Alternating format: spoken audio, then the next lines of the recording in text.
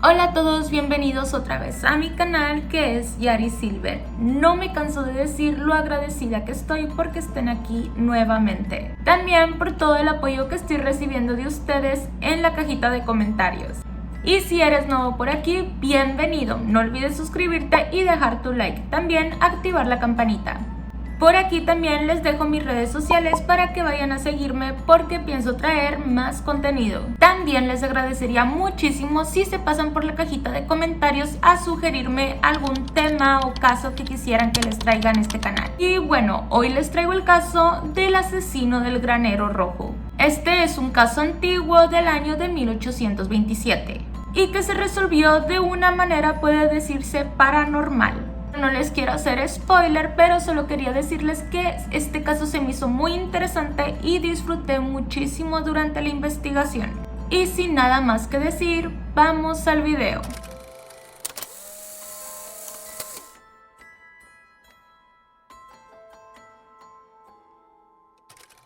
Para adentrarlos en esta historia, les empezaré a hablar de María Martin. Ella nació en un entorno humilde un 24 de julio de 1801. Era hija de Thomas Martin, un cazador de topos en Postel, Suffolk, y de su primera esposa, que falleció cuando María tenía 9 años de edad, por lo que Thomas se casó en segundas nupcias con Anne Martin, quien era mucho más joven que él.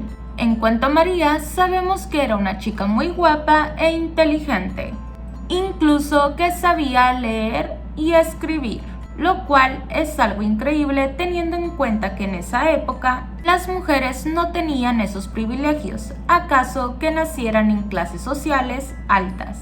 Se dice que María era exquisitamente bella y sobresalía entre todas las mujeres del condado, y de esta forma atraía a todos los hombres a su alrededor. Incluso en una fuente de la época, un periodista la describe de la siguiente manera: poseía una memoria muy retentiva y una mente profundamente imbuida de un deseo de adquirir conocimientos útiles.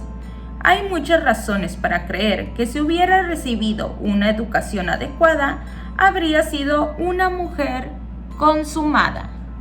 Pero a pesar de su belleza y su inteligencia, María no tenía buena fama, debido a que se había relacionado sentimentalmente e íntimamente con varios hombres del condado. Pero entre todos estos hombres hubo uno que fue la punta del iceberg para destruir toda su reputación. Cuando María tenía 17 años, se enamoró perdidamente de un joven llamado Thomas Corder, que era mayor que ella y era parte de una familia adinerada y respetada del mismo pueblo. Thomas tenía un hermano menor llamado William, que es crucial en esta historia y de quien les hablaré más adelante. El padre de estos jóvenes era un próspero agricultor y arrendatario en este mismo pueblo. Cuando Thomas comenzó a cortejar a María, no tenía intenciones serias con ella, debido a los rumores del pueblo. Sin embargo, decidió ilusionarla y prometerle matrimonio, al punto para poder yacer con ella. María se enamoró perdidamente y producto de esto quedó embarazada. Cuando se lo contó a Thomas, él se deslindó por completo de la obligación. De esta manera, María hizo frente a las críticas sola. Durante todo su embarazo, la gente rumoraba y hablaba mal de ella, tachándola de perdida. Se dice que tuvo un parto muy complicado y el bebé nació muy débil y lamentablemente falleció a las 2 semanas de nacido. Pasaban los años y María seguía siendo muy crédula y romántica. Se ilusionaba con mucha facilidad, entregándose por completo a cada hombre que le prometía algo serio. También seguía teniendo una gran cantidad de hombres interesados en ella, pero ya ninguno quería formalizar o llegar al matrimonio con ella. Se sabe que también hubo otro hombre, un terrateniente, llamado Peter Matthews, que de igual forma la ilusionó y prometió que se iba a casar con ella. Pero después de ella anunciarle que esperaba un hijo, él la abandonó. Este embarazo sí llegó a un buen puerto, dando a luz a un niño llamado Thomas Henry, y el terrateniente simplemente decidió mandarle una módica cantidad de dinero de vez en cuando. Y es aquí donde comenzaría a hablarles de William Corder, el hermano menor de Thomas. William Corder nació en 1804. Como ya mencioné antes, era hijo de un próspero agricultor arrendatario. Se dice que William Corder era guapo, elocuente y brillante, pero tenía fama de ser un estafador y mujeriego.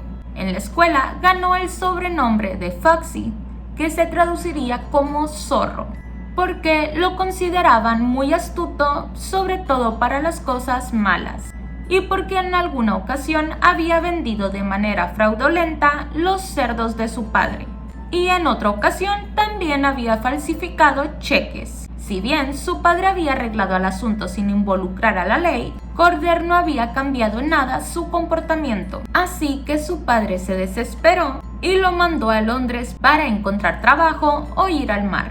Pero William, incapaz de encontrar trabajo y dejar sus malos hábitos, cayó en compañía de malas amistades y despilfarró el dinero que su padre le había proporcionado. Para mala suerte, un día William recibió una carta de su padre, donde le decía que era urgente que regresara al pueblo, ya que tristemente su hermano mayor, Thomas, había fallecido ahogado, mientras intentaba cruzar un estanque congelado. Después del regreso de William al pueblo, su padre y sus otros 3 hermanos fallecieron en un periodo de 18 meses, y él quedó solo con su madre para administrar la granja. Sus nuevas responsabilidades no impidieron que William buscara distracciones, y no pasó mucho tiempo antes de que William pusiera sus ojos en María, ya de 24 años y él 22. Pero los Martins ni los Corders tenían muchas razones para celebrar este romance, ya que Thomas, el hermano de William, había dejado en el pasado a María embarazada. Sin embargo, a ellos esto les importó poco, y esta pareja se reunía furtivamente en un granero rojo, que se encontraba a media milla de la casa de María. Pero esta relación secreta se vio amenazada cuando María volvió a quedar embarazada, esta vez de William. Ella estaba naturalmente interesada en que William se casara con ella, y en ese momento él parecía estar de acuerdo. Así que instaló a María en un alojamiento en el pueblo de Sudbury, a 9 millas de distancia, para que así pudiera tener al bebé. Lamentablemente, el bebé murió pocos días después de haber nacido, y William lo sepultó en un campo. Se ha sugerido que la muerte del bebé puede que no haya sido de manera natural. Algunos creen que William tuvo que ver con la muerte del pequeño. Con todo esto pasando, eran tiempos muy turbulentos para la pareja. Había muchísimas discusiones frecuentes, como por ejemplo el asunto de un billete de 5 libras que le faltaba a María del dinero que el terrateniente le mandaba para el niño. María acusó a William de haberlo robado, pero él lo negó todo rotundamente. También discutían a menudo sobre la muerte de su pequeño hijo y de que William parecía ya no tener ganas de casarse. Todo esto llegó a un punto crítico, hasta un día de mayo, cuando William le propuso que se fugaran a Ipswich, en donde se casarían. Así que él convenció a María y a su familia que si ella se quedaba estaría en riesgo, según él, porque había escuchado que se había emitido una orden de arresto contra María por el cargo de tener hijos ilegítimos. Esa misma madrugada, William fue a casa de María y de un costal sacó unas prendas masculinas junto con un pañuelo verde y le dijo a María que debía disfrazarse para después reunirse con él en el granero rojo. Más tarde se le vio a William salir del granero, pero a María Martin nunca más se le volvió a ver. Y es aquí donde comienza lo siniestro de esta historia. William comenzaba a actuar de manera diferente. Era muy cambiante, voluble y evasivo. Tanto amigos y familiares comenzaron a llenarlo de preguntas, porque querían saber qué había pasado con María y si había podido huir. Así que se vio obligado a darles una respuesta y dijo que ella estaba en Ipswich, para luego cambiar la historia y decir que ella había ido a Great Yarmouth, donde se alojaba con una señorita. Y además hacía gran énfasis en que ella no podía regresar, por miedo a provocar la ira del pueblo. Muchas personas encontraron esto muy creíble por la situación y la reputación de María. Para el año de 1827, William anunció que él y María se casarían, pero para finales de septiembre de ese mismo año, William dejó el pueblo, alegando que no se sentía nada bien de salud. Después de esto, él se fue a Londres y hizo una visita a la isla Wight, donde escribió una carta a casa diciendo que él y María estaban felizmente casados y asentados en la isla, y que lamentaba que la propia María no pudiese escribir sus cartas, pero que ella se había lastimado la mano. La familia de María envió una carta también, en donde insistían que María se comunicara con ellos, pero nuevamente él contestó la carta, diciendo que estaba totalmente desconcertado de que las cartas de María no les hubiesen llegado. Tiempo después, William, de regreso a Londres, colocó un anuncio en el periódico, en el que estaba buscando esposa, y de más de 100 respuestas, eligió a Mary Moore, con quien se casó en noviembre del mismo año, 1827. Mientras William establecía su nueva vida en Londres, en el pueblo de Polstead estaban sucediendo cosas extrañas. La joven madrastra de María había empezado a tener sueños inquietantes, en donde miraba al fantasma de María diciéndole que estaba muerta y que la había matado el amor de su vida. Además, que su cuerpo se encontraba en el granero rojo, y hasta le decía exactamente en dónde. La madrastra no quería decirle a nadie por miedo de que la acusaran de bruja, pero llegó un punto donde ni siquiera ya podía dormir, porque cada vez que cerraba los ojos se le aparecía el fantasma de María. Así que decidió contarle a su esposo sobre estos sucesos. Él en un principio se negó en ir a revisar el granero, pero la duda de qué había pasado con su hija le hizo tomar la decisión de ir a revisar. Y el 19 de abril de 1828 se adentró al granero con una pala y un pico y empezó a cavar para así descubrir los restos de su hija, envueltos en un saco y enterrados en un contenedor de almacenamiento de granos. Se convocó rápidamente una investigación donde el cadáver, ya en condiciones de descomposición, fue identificado por la hermana de María, por la ropa que traía puesta, el color del cabello y un hueco entre los dientes. El cuerpo estaba envuelto firmemente y alrededor del cuello había un pañuelo verde que había pertenecido a William Corder. En ese momento, la causa de muerte no era tan fácil de identificar. Claramente le habían disparado. La bala había pasado por su mejilla izquierda, pero también parecía haber sido apuñalada entre la quinta y sexta costilla del lado derecho. Después de la autopsia, llegaron a una conclusión: evidentemente María Martin había muerto a causa de recibir un disparo, pero que las otras heridas podrían haber sido a causa del pico y la pala del padre al desenterrarla. Después de esto y de comprobarse que el pañuelo verde era de William, él debería de enfrentar los cargos, pero en este punto el propio sospechoso estaba notablemente ausente y se le pidió a un agente local llamado Ayres que ayudara a James Lee, un oficial de policía, y entre los dos buscaran a William. Estos agentes lo rastrearon en Londres y fue detenido mientras estaba haciendo un negocio con huevos cocidos. Cuando los agentes lo detuvieron y le explicaron la naturaleza de su detención, este negó conocer a Maria Martin. Sin embargo, se encontraron un par de pistolas pertenecientes a William en su hogar, junto con un pasaporte emitido por el embajador francés, lo que nos sugiere que tenía intención de huir del país.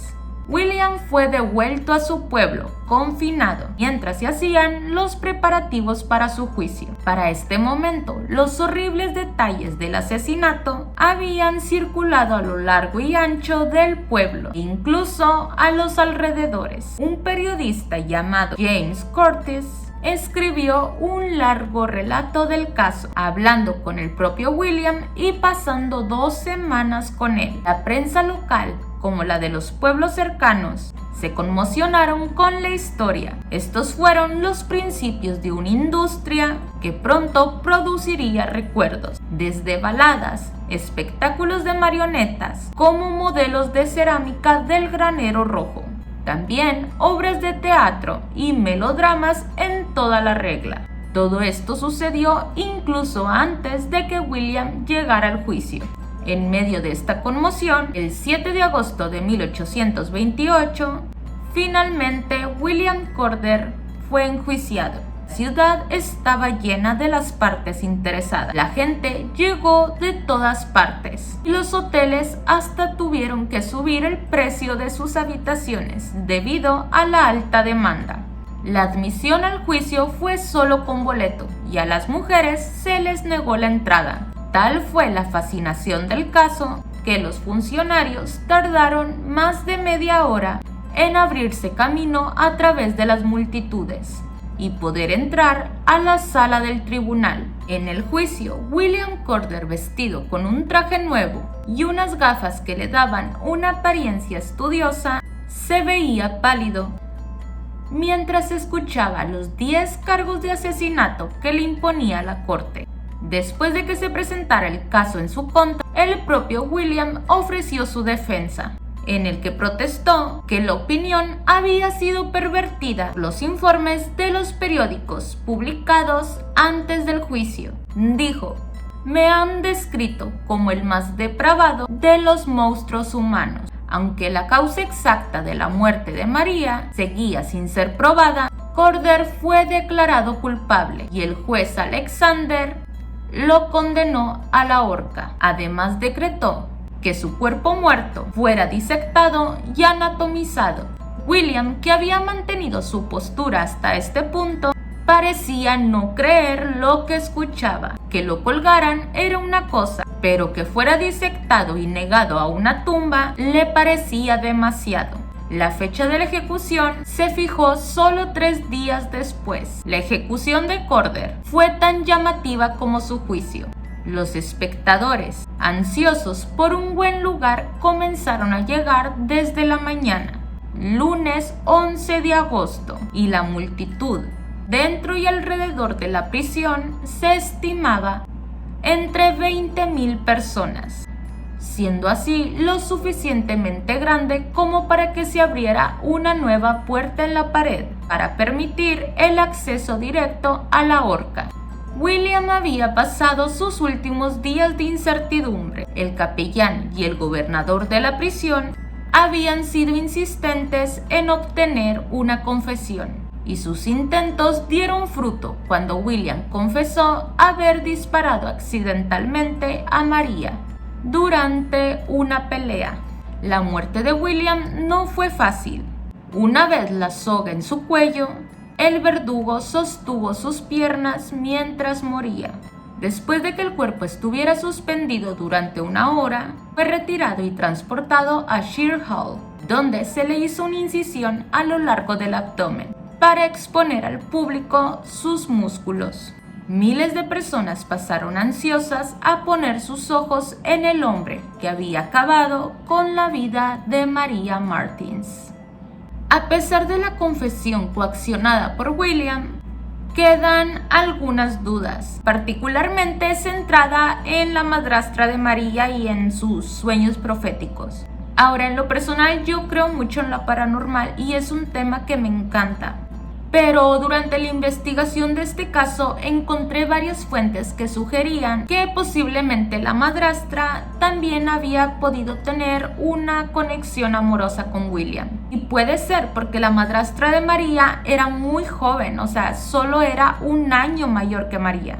Y otra cosa es que sus sueños comenzaron justamente cuando pudieron haberle llegado las noticias de que William se había casado con Mary Moore. ¿Ustedes creen que la madrastra podría haber sabido mucho más de lo que estaba diciendo? No sé, contéstenmelo ustedes qué piensan sobre este caso. Déjenmelo en la cajita de comentarios. Y bueno, hasta aquí con este video. Si les gustó, no olviden suscribirse y dejar su like. También activar la campanita. Los espero hasta el próximo video. Bye.